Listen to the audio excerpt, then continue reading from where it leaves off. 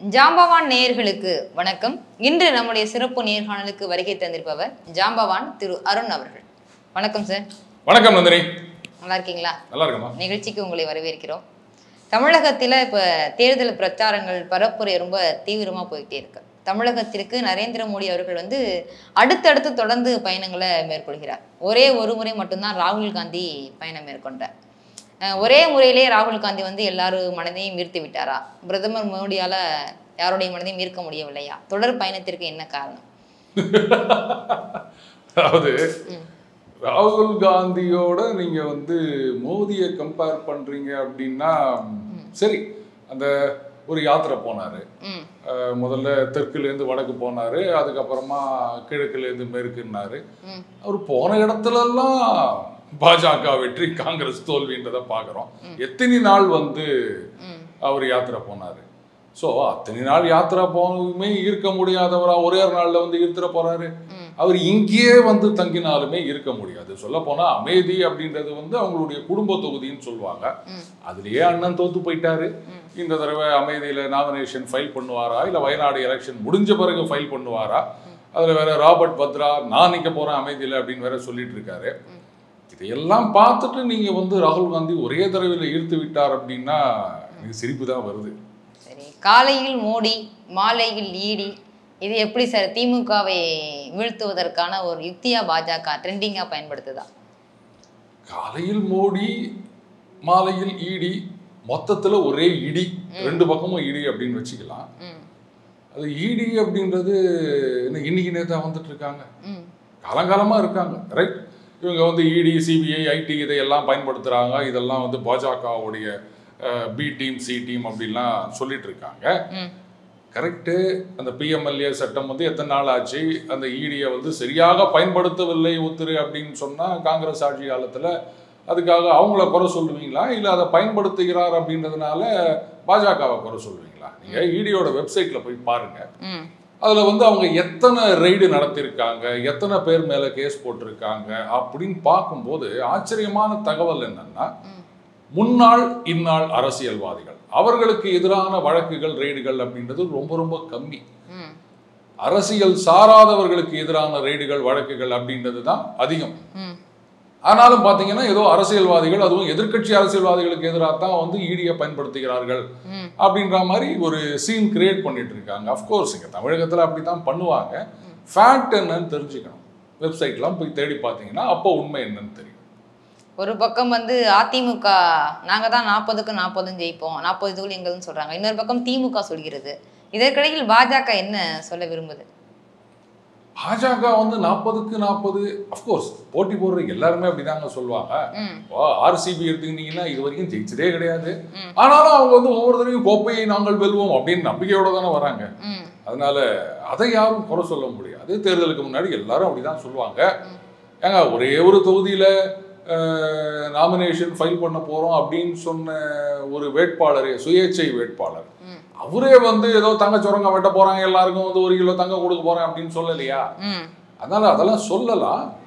But எந்த அளவுக்கு அந்த ரிசல்ட் வரும் அப்படின்றது வேற. 40 அப்படின்றது இந்த தடவை எந்த அணியும் எடுப்பது கொஞ்சம் கஷ்டம், கடினம் தான். ஆமா, சந்தேகமே. கோயம்புத்தூர் பாராளுமன்ற தொகுதியில நம்ம தமிழக பாஜக தலைவர் அண்ணாமலை அவர்கள் பேசும் பொழுது, அரசியலில் வாக்குக்கு பணம் கொடுத்து கேட்பது அநாகரிகமான செயல் அப்படின்னு பேசியிருக்கிறார்.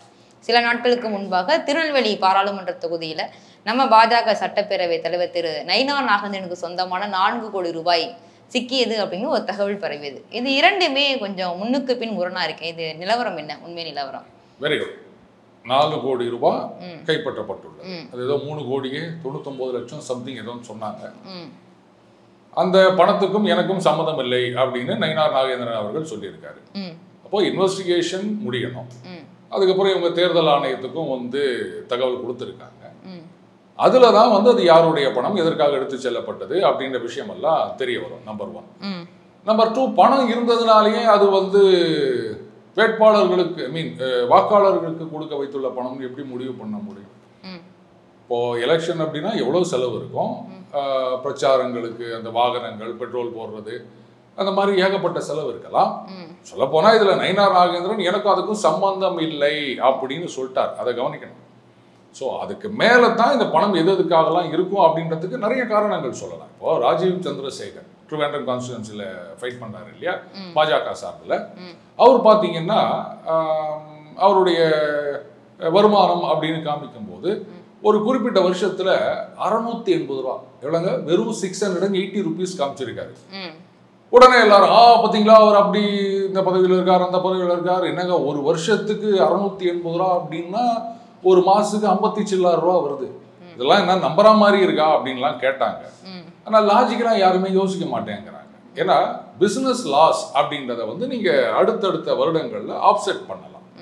அப்போ ஒரு வருஷம் லாஸ் இருக்கு அப்படின்னு சொல்லும்போது அதை காமிக்கும் போது ஆட்டோமேட்டிக்கா அந்த மாதிரி குறைவதற்கு வாய்ப்பு இருக்கிறது. இதெல்லாம் யாருமே யோசிக்கிறது கிடையாது. ரைட்?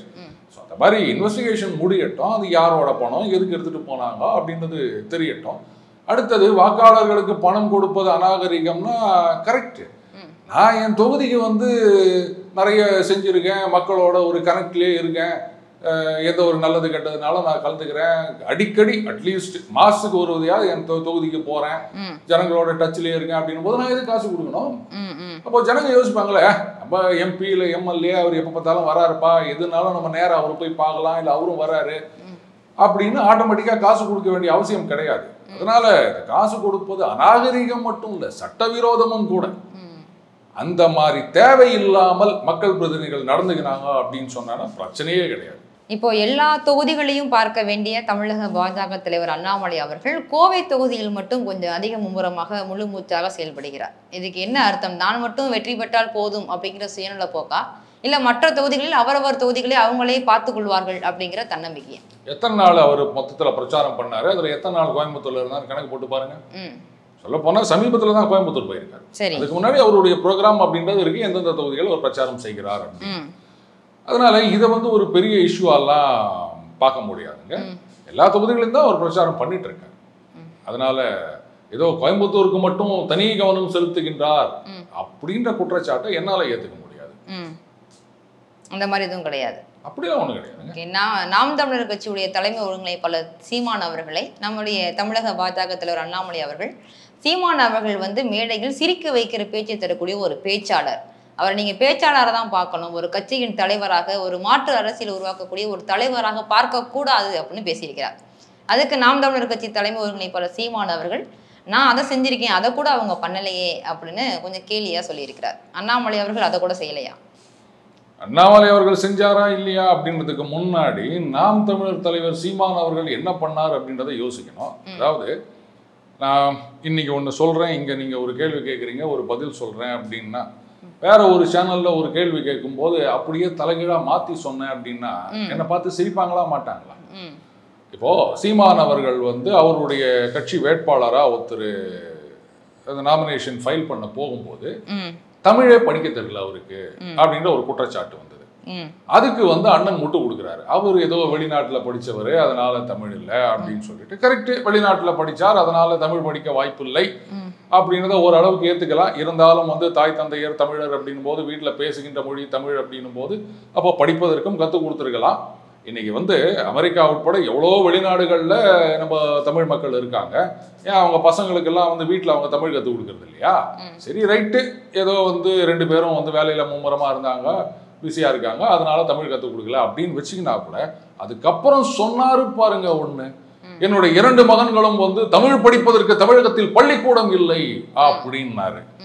இன்னைக்கு ஒரு இடத்துல பேசியிருக்காரு, அரசு அதிகாரிகள் அவங்க பசங்கள்லாம் வந்து அரசு பள்ளிகள் தான் படிக்க வேண்டும்னு சட்டம் கொண்டு வரணும் அப்படின்னு. ஏன் தமிழ்நாட்டில் தமிழ் படிக்கிறதுக்கு ஸ்கூலே கிடையாதா? என்னங்க இது நம்ப முடியாம இருக்க. நான் தமிழ் மீடியத்துல அரசு பள்ளியில தான் படிச்சு வந்தேன். இன்ஃபேக்ட் நான் படிச்ச ஸ்கூல்ல வந்து இங்கிலீஷ் மீடியம்ன்றதே கிடையாது, எல்லாமே தமிழ் தான். ரைட்டுங்களா?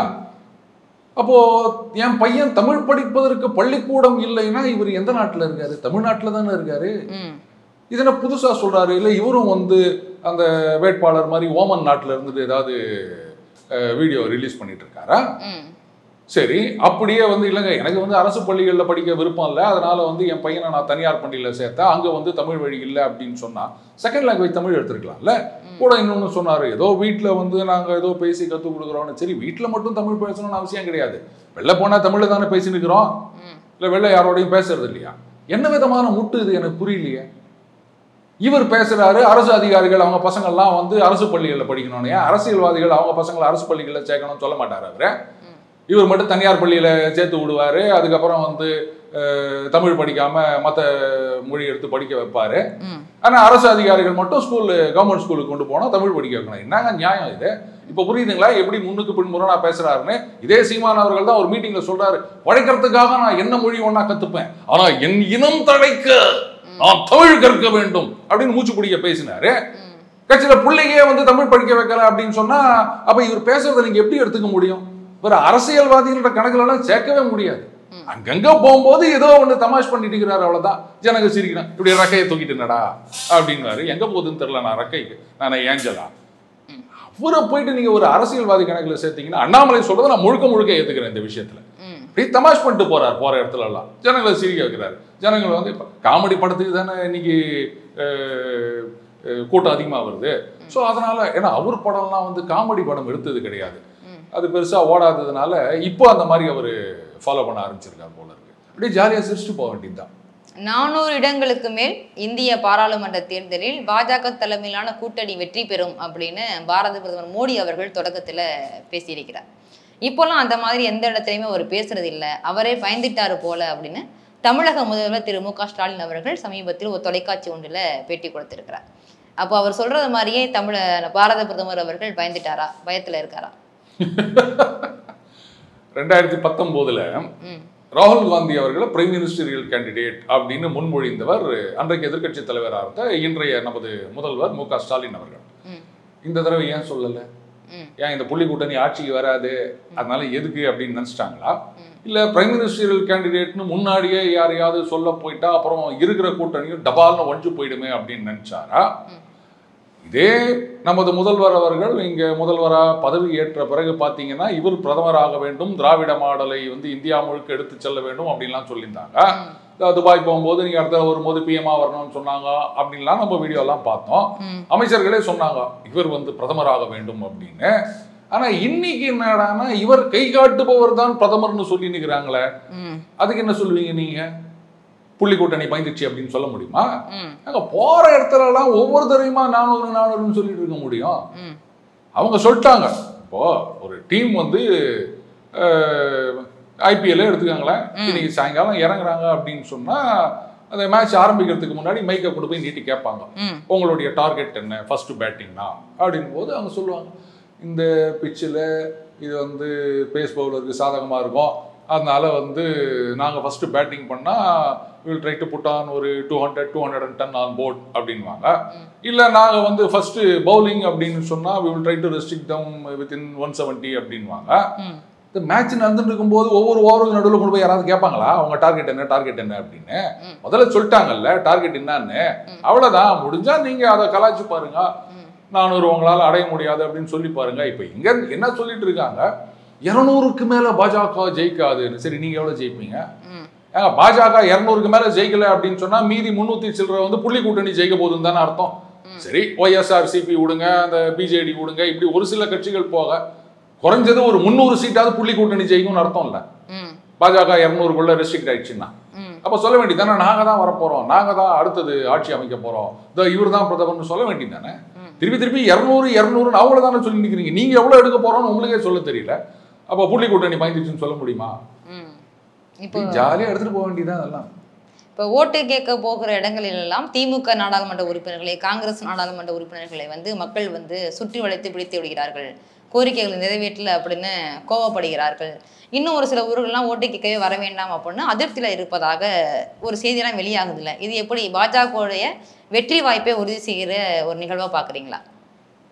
எல்லாத்தையும் விட நான் என்ன ஒன்று யோசிக்கிறேன் அப்படின்னா, மக்கள் இந்த மாதிரி கேள்வி கேட்கறது அப்படின்றது வந்து ஒரு சந்தோஷமான மாற்றமாக பார்க்குறேன். அது ஏன் எலெக்ஷன் டைம் மட்டும் கேள்வி கேட்குறாங்க அப்படின்னாதீங்க. எலெக்ஷன் டைமில் தானே எம்பி எம்எல்ஏ எல்லாம் இங்கே வராங்க, மற்ற நேரத்தில் எங்கே போய் பார்க்க முடியுது? அவங்க ஆபீஸ்ல போய் கேள்வி கேட்க முடியுமா? நாங்க வராங்க, ஆஹா இத்தனை வருஷம் கழிச்சு வந்துக்கிறாங்கப்பா, என்னென்னலாம் இவங்க செய்யாம விட்டாங்களோ அதெல்லாம் கேள்வி கேட்கிறோம் அப்படின்னு கேட்கறாங்க. ரொம்ப சந்தோஷம். அப்போ இவங்க சொல்றாங்களே, நாங்க எங்களுடைய வாக்குறுதியில வந்து 90% நிறைவேற்றி விட்டோம், 95% நிறைவேற்றி விட்டோம் அப்படின்னு. இதுவும் வந்து அந்த கடந்த முறை வெள்ளம் மழை அப்போ சொன்னாங்க இல்லையா, ஏங்க 90% நாங்க, 80% நாங்க, 70% நாங்க அப்படின்னா அதுக்கு ரொம்ப அழகா ஒரு விளக்கம் கொடுத்தாங்க. எந்த ஏரியால போய் சொன்னாரோ அந்த ஏரியால இத்தனை % முடிஞ்சிச்சு அப்படின்னாங்க. ஸோ அந்த மாதிரி வாக்குறுதிக்கு இந்த மாதிரி ஏதாவது வச்சிருப்பாங்க போல. இது இந்த வாக்குறுதி இவ்வளவு நிறைவேற்றிருக்கோம், அந்த வாக்குறுதி அவ்வளவு நிறைவேற்றிருக்கோம் அப்படின்னு. நிஜமாகவே உங்க வாக்குறுதி எல்லாம் நிறைவேற்றிருந்தீங்கன்னா மக்களுடைய தேவைகள் என்ன அப்படின்றத பார்த்து நீங்க குறைகளை எல்லாம் சரி செஞ்சிருந்தீங்கன்னா மக்கள் இது மாதிரி கேட்க வேண்டிய அவசியமே கிடையாது. இப்போ மக்களை தேடி மருத்துவம் அப்படின்னு நாங்க வீட்டுக்கே வந்து ட்ரீட்மெண்ட் கொடுக்குறோம், டாக்டர்ஸ்லாம் வருவாங்க அப்படின்றாங்க. அப்போ நிஜமாகவே அது ஒரு பெரிய சக்சஸா இருந்தா ஜனங்கள் ஆஹா, நான் பார்ப்பா ஆஸ்பத்திரியில் போயிட்டு கால் கடுக்க வெயிட் பண்ண வேண்டிய அவசியம் கிடையாது. ஏதாவது உடம்பு அப்படின்னா வீட்டுக்கே டாக்டர் வந்துடுறாரு. ஆனா அவர் வாரத்துக்கு எத்தனை நாள் வருவாரு, டெய்லி வருவாரா, எத்தனை மணிக்கு வருவாரு, இதை பத்தின டீட்டெயில்ஸ் எல்லாம் யாரும் ஷேர் பண்றது இல்லைங்க. ரைட்டுங்களா? அப்போ இந்த மாதிரி நாங்க 1000 ரூபா கொடுத்துருக்கோம் பெண்களுக்கு, அதுக்கப்புறமா என்னது விலையில்லா பயணச்சீட்டு, இப்படி எல்லா விதத்திலும் நன்மை பண்ணியிருக்கோம் அப்படின்னு சொன்னா அப்போ மக்கள் வந்து போற இடத்துலலாம் வந்து வாங்க வாங்க வந்து எங்க வீட்டுல உட்காந்து ஒரு காஃபி சாப்பிட்டு போங்க அப்படின்னு கேட்கணும். அதை விட்டுட்டு இது செய்யல அது செய்யல அப்படின்றாங்கன்னா அப்போ இவங்க சொல்றதுக்கும் மக்களுடைய எதிர்பார்ப்புக்கும் ஒரு பெரிய இடைவெளி இருக்குன்றது தெரியுது இல்லையா? சரி, இதை வந்து பாஜகவுக்கு வெற்றி வாய்ப்பாக இருக்குமா அப்படின்னா, அதாவது ஆட்சிக்கு எதிரான ஒரு மனநிலை, ஆன்டி இன்கம்பன்சி அப்படின்னு ரொம்ப ஃபேமஸா சொல்லுவாங்க.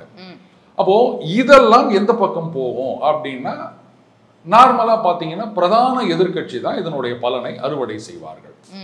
இல்லைன்னா எதிர்கட்சி 2 பெரிய கட்சிகளாக பிரிந்திருக்கின்றது அப்படின்னு சொன்னா அது ஸ்பிளிட் ஆகும்.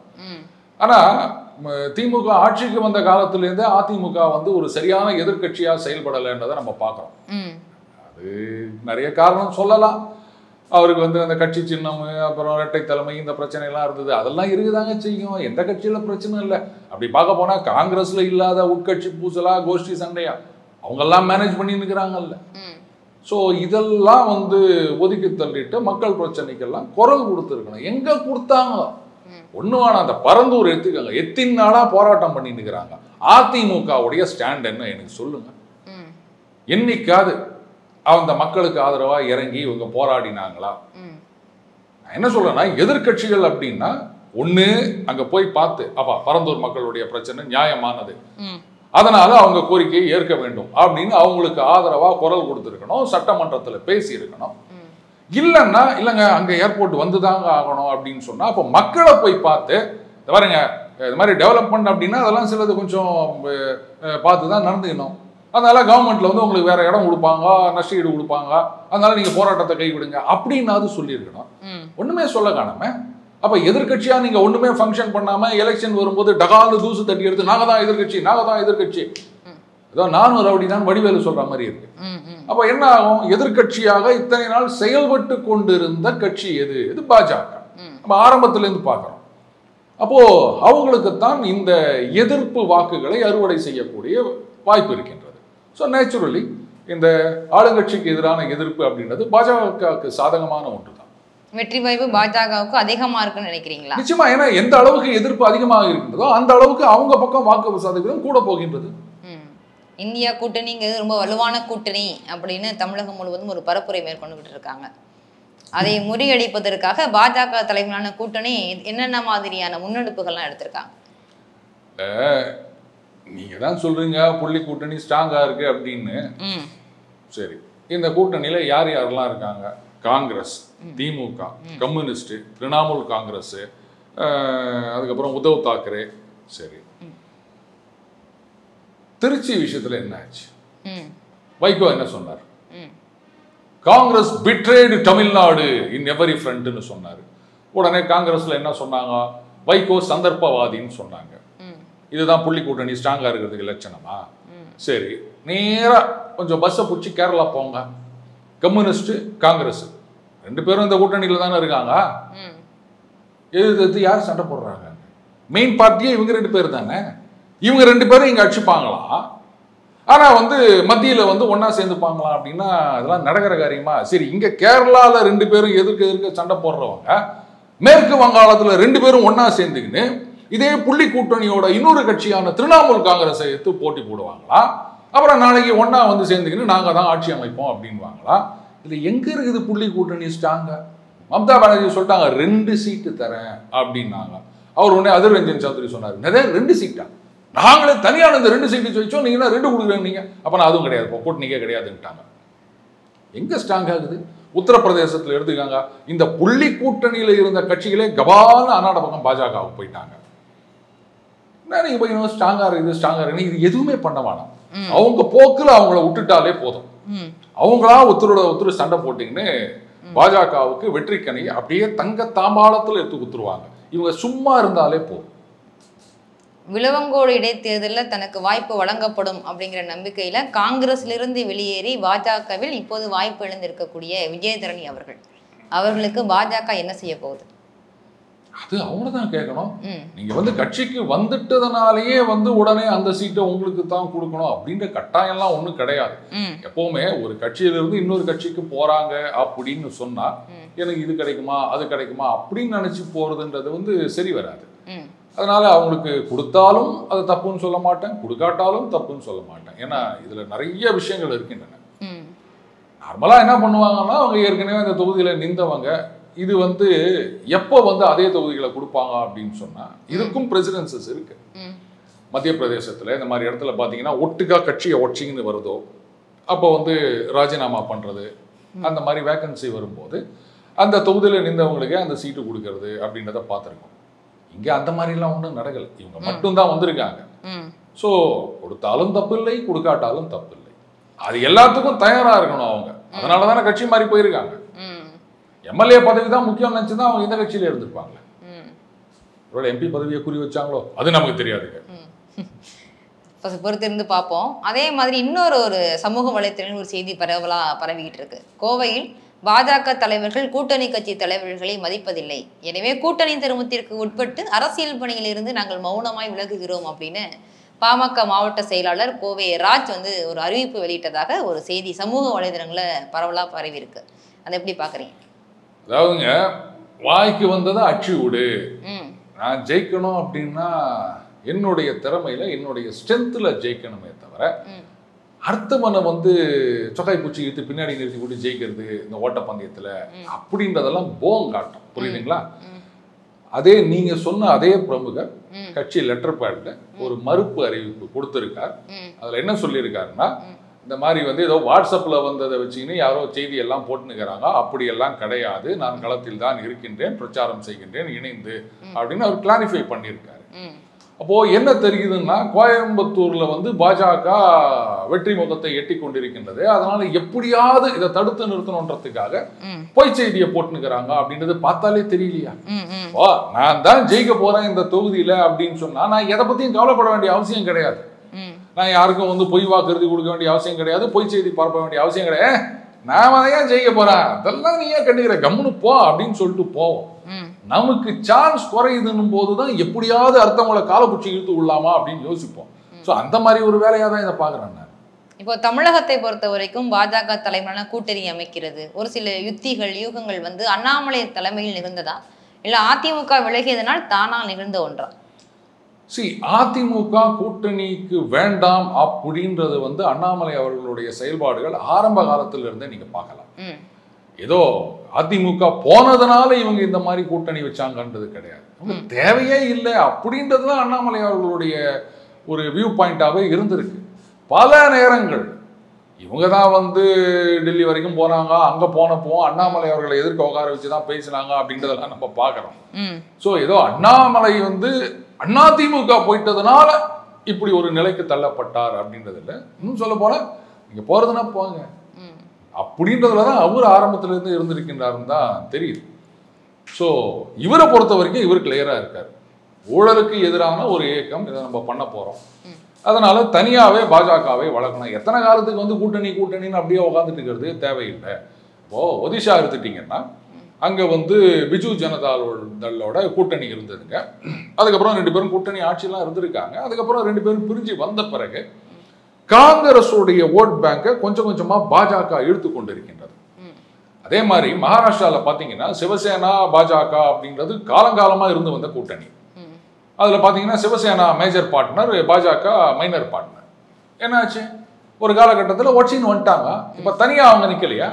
ஸோ அதனால கூட்டணி வேண்டாம் அப்படின்னு முடிவெடுத்தா கரெக்டு தான். அப்போதான் கட்சி வளரும். இப்போ தேர்தல் பிரச்சாரங்கிறது ஒவ்வொரு கட்சிகளுமே ஒரு கூட்டணியுமே அவங்கவுங்களுடைய யுக்தியை கையாண்டு மிக சிறப்பாகவே செஞ்சுக்கிட்டு இருக்காங்க. குறிப்பாக உதயநிதி அவர்கள் மேடைகள் பேசும் பொழுது வாரத்திற்கு 2 நாட்கள் ஒவ்வொரு தொகுதிக்கும் வந்து தங்குவேன் அப்படின்னு பேசியிருக்கிறார்.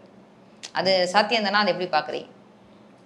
அது டெவிலிஸ் இந்த டீட்டெயில்ஸ் அப்படின்னு சொல்லுவாங்க. ஆனால் இப்படி கூட யோசிக்கலாமா? தங்குவேன், ஒரு நாள் முழுக்க தங்குவோன்னு ஏதாவது சொன்னோமா? அப்படியே நேராக போகிறது ஒரு தொகுதிக்கு ஒரு 1/2 hour தங்கி அங்கே இருக்க ஜனங்கள்லாம் அப்படி பார்க்குறது, என்னவா எல்லாம் ஒழுங்காக நிறையதான் அப்படின்றது. பக்கத்து தொகுதிக்கு போகிறது, அங்கே ஒரு 1/2 மணி நேரம் தங்குறது.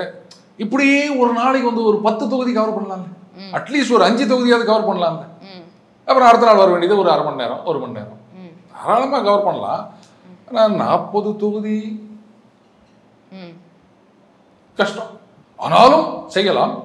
பட் சிக்கல் என்னன்னா, இப்படி தொகுதியே கவனிச்சு இருந்தா விளையாட்டுத்துறைன்னு ஒரு துறை இருக்குது. அது சரி, இன்னைக்கு கம்யூனிகேஷன்லாம் 5G ரேஞ்சுக்கு வந்துச்சு.